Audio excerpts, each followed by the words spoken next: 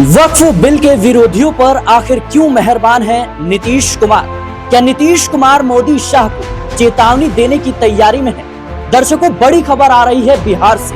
बिहार में नीतीश कुमार ने बड़ा दांव खेल दिया है। जहां एक तरफ प्रधानमंत्री नरेंद्र मोदी 2 दिवसीय बिहार दौरे पर हैं, लेकिन चर्चाएं इस बात को लेकर हो रही है कि नीतीश कुमार को लेकर प्रधानमंत्री मोदी ने कोई फैसला नहीं किया। तो वहीं नीतीश कुमार ने वक्फ बिल के विरोधियों को बड़ी जिम्मेदारी दे दी है। बता दें कि वक्फ बिल का समर्थन करने पर जेडीयू में फूट पड़ गई थी। बीते कई दिनों से लगातार इस्तीफों की झड़ी लग गई थी और ऐसे में कहीं न कहीं एक प्रमुख नेता जेडीयू के सामने आए थे, जिन्होंने खुलकर प्रधानमंत्री मोदी और नीतीश कुमार की आलोचना की थी और कहीं न कहीं उन्हीं को नीतीश कुमार ने बड़ी जिम्मेदारी दे दी है। गुलाम बलियावी, बता दें गुलाम बलियावी वो नेता है जिन्होंने वक्फ कानून का खुलकर विरोध किया था और केंद्र की मोदी सरकार पर हमला बोला था और उनको अब बिहार राज्य अल्पसंख्यक विभाग का अध्यक्ष बना दिया गया है। सवाल इस बात को लेकर उठ रहे हैं कि आखिर नीतीश कुमार ने ऐसा कदम क्यों उठाया जो कहीं न कहीं मोदी और शाह को चिंताओं में डाल सकता है। मेरे साथ इस मुद्दे पर बातचीत करेंगे अब्बास मौजूद हैं। अब्बास, जिस तरीके से देखा जाए तो वक्फ बिल का समर्थन करने के बाद जेडीयू में फूट पड़ती हुई नजर आई। ये वो नेता है, खासतौर पर गुलाम बलियावी की बात करें, जिनको कहीं न कहीं लल्लन सिंह ये कह रहे थे कि हम इन नेताओं को जानते तक नहीं है, पार्टी का हिस्सा नहीं है, लेकिन अब उन्हीं को मनाने की ये कोशिश नीतीश कुमार क्या करना चाहते हैं? देखिए, बिहार के अंदर नीतीश कुमार अब बौखलाहट में हैं, क्योंकि जब से उनको सीएम फेस नहीं बनाया गया, आपको पता होगा कि अभी 24 और 25 मई के दिल्ली दौरे पर नीतीश कुमार आए थे और वो क्लियर करना चाहते थे कि उन्हें आगे की रणनीति बनानी है, क्योंकि चुनाव नजदीक है और चुनाव में अपनी रणनीति सभी पार्टियों ने तैयारियां कर ली है, रणनीति बना ली है। लेकिन नीतीश कुमार अभी तक इसी कश्मकश में है कि वो एनडीए में रहेंगे या इंडिया गठबंधन में जा सकते हैं, क्योंकि अगर इंडिया गठबंधन में जाएंगे फिर मुसलमानों का वोट भी चाहिए होगा और उस तरह से रणनीति बनाई जाएगी, और अगर एनडीए में रहते हैं तो जिस तरह से वो फंसे हुए हैं वक्फ बिल का समर्थन करके, फिर उसके हिसाब से कोई नई रणनीति जो है वो बनाई जाएगी। तो यही इसी कश्मकश में नीतीश कुमार अभी तक फंसे हुए थे और आपने देखा कि वो नीति आयोग की बैठक होती है उसमें शामिल नहीं होते, उससे अगले दिन वो मोदी जी की बैठक में शामिल तो होते हैं लेकिन बीच में ही बैठक छोड़कर वापस बिहार लौट जाते हैं। उसके आने के बाद में और भी ज्यादा आक्रामक हो जाते हैं, क्योंकि आपने देखा होगा 6 प्रोजेक्ट्स जो हैं वो जेडीयू ने तैयार किए हैं और उनको रेलवे को सार्वजनिक तौर से भेजा है, एक लेटर जो है वो जारी किया है। हालांकि अगर नीतीश कुमार चाहते तो जब वो दिल्ली आए थे तब वो इस विषय पर बातचीत कर सकते थे, मोदी जी से खुद मिलकर के पर्सनली उस पर डिमांड कर सकते थे, लेकिन आपने देखा कि कोई मिलकर बातचीत नहीं की और 29 मई को प्रधानमंत्री मोदी जी जो है खुद बिहार पहुंचे, तब भी वो चाहते तो बात कर सकते थे, लेकिन उन्होंने कोई बातचीत नहीं की, बल्कि लेटर जारी करके सार्वजनिक रूप से उन्होंने ये बताया कि हम तो बिहार का विकास चाहते हैं, लेकिन बीजेपी जो है वो हमें कहीं ना कहीं रोकने की कोशिशें कर रही है। और जिस तरह से आपने बताया कि गुलाम बलियावी को जो अब दोबारा से उन्होंने बड़ी जिम्मेदारी पार्टी के अंदर दी है, तो उन्होंने एक मैसेज, एक संदेश जो है वो बीजेपी को और दे दिया है कि अगर आप अभी भी अपना रुख जो है वो स्पष्ट नहीं करेंगे तो कम से कम हम आपसे पहले अपना रुख स्पष्ट कर देंगे। और उन्होंने ये संदेश देने की भी कोशिश की है कि जो वक्त पर हमसे गलती हो गई थी उस गलती को भी हम सुधारेंगे और मुसलमानों का वोट बैंक भी देंगे और फिर हम एनडीए में रुकेंगे भी नहीं, हम इंडिया गठबंधन में जो है वो चले जाएंगे। बिहार में चुनावी साल है, चुनाव की तैयारियां जोरों पर। जहां एक तरफ वक्फ बिल का समर्थन करने के बाद जेडीयू में फूट पड़ती हुई नजर आई, पार्टी के कई नेताओं ने इस्तीफा दे दिया, तो वहीं जेडीयू के बड़े नेता लल्लन सिंह कह रहे थे कि इन नेताओं को हम जानते तक नहीं है, ये पार्टी का हिस्सा नहीं है। लेकिन बड़ा सवाल यह है कि नीतीश कुमार फिर उन्हीं नेताओं पर मेहरबान क्यों है जो खुलकर मोदी सरकार, एनडीए सरकार की आलोचना करते हुए नजर आए थे। सवाल ये भी है कि आखिर नीतीश कुमार मुस्लिमों पर इतने मेहरबान क्यों नजर आ रहे हैं, क्योंकि उर्दू को हाल ही में उन्होंने अनिवार्य कर दिया, हज कमेटी का गठन किया और अब बलियावी को कहीं न कहीं अल्पसंख्यक विभाग का, राज्य अल्पसंख्यक विभाग का अध्यक्ष बना दिया। ऐसे में नीतीश कुमार के मन में चल क्या रहा है, दिनेश मेरे साथ मौजूद है। दिनेश, जिस तरीके से देखा जाए तो नीतीश कुमार को लेकर भारतीय जनता पार्टी कुछ भी फैसला करने से बच रही है, लेकिन नीतीश कुमार कहीं न कहीं डैमेज कंट्रोल की तलाश में है, डैमेज कंट्रोल की कोशिश कर रहे हैं, खासतौर पर उर्दू को अनिवार्य कर देना, हज कमेटी का गठन करना और गुलाम रसूल बलियावी को विभाग का अध्यक्ष बना देना। कैसे देखें? देखिए, कोशिशें तो है नीतीश कुमार की कि जो मुस्लिम वोट मिलता है उनको 2-4% वो मुस्लिम वोट बैंक उनसे ना छीने, क्योंकि उसी के आधार पर कहीं ना कहीं उनका मजबूत सियासी आधार बिहार में दिखाई देता है। लेकिन महत्वपूर्ण यह है देखना कि क्या अब की बार मुसलमान जो है वो नीतीश कुमार का साथ, सहयोग, समर्थन देगा। ये एक इम्पैक्टफुल पॉइंट रहेगा, क्योंकि 17% के लगभग बिहार में मुस्लिम वोट बैंक है और इस बार जो पैनी नज़र है वहाँ पर वो प्रथम दृष्टि से देखा जाए तो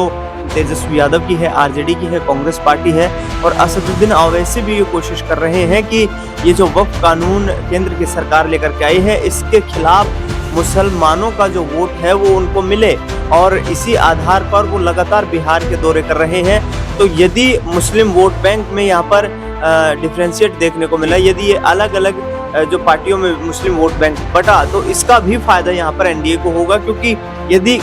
कंसोलिडेट वोट डलता है एक पार्टी के पक्ष में या एक अलायंस के पक्ष में, तो वो कहीं ना कहीं उसका सियासी लाभ मिलता है। लेकिन अलग अलग यदि इंडिया अलायंस में शामिल नहीं हुए असदुद्दीन ओवैसी, तो वो वोट बैंक को प्रभावित करेंगे।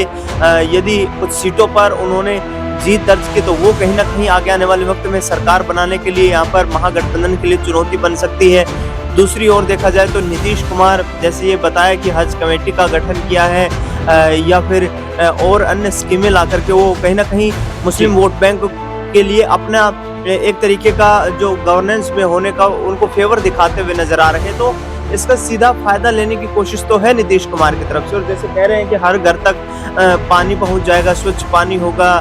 इसके साथ साथ शौचालय बन जाएंगे, हर घर में 24 घंटा बिजली, जून महीने के अंत तक यहाँ पर पूरा ये काम कंप्लीट कर लिया जाएगा बिहार में। इससे पहले कभी नहीं हुआ है। तो कहीं ना कहीं नीतीश कुमार का फोकस रहेगा कि आगामी ये जो 4 महीने का वक्त है, इस आगामी वक्त में कहीं ना कहीं वोट बैंक को प्रभावित करने के लिए ताबड़तोड़ गति से विकास करवाया जाए, जिससे कि लोगों को ये एहसास हो सके कि नीतीश कुमार सरकार में है तो लोगों के काम हो रहे हैं, तो जन सुविधाओं के काम हो रहे हैं, लोगों के लिए जन कल्याणकारी योजनाएं लाई जा रही हैं, और इसी कोशिश में वो जुटे हुए हैं। बिल्कुल दर्शकों, जाहिर सी बात है कि हाल ही में दिल्ली में नीति आयोग की बैठक होती है, जहां कहीं ना कहीं कई मुख्यमंत्री पहुंचते हैं, लेकिन नीतीश कुमार का ना पहुंचना अपने आप में कई सवाल खड़े करता है। और उसके बाद देखा जाए तो जिस तरीके से प्रधानमंत्री मोदी ने एनडीए की बैठक की, और उसके बाद कहीं ना कहीं एनडीए के उस बैठक में एनडीए के कई मुख्यमंत्री शामिल हुए, प्रधानमंत्री मोदी भी उस बैठक की अध्यक्षता कर रहे थे, लेकिन नीतीश कुमार उस बैठक से उठकर चले जाते हैं। नीतीश कुमार का अचानक से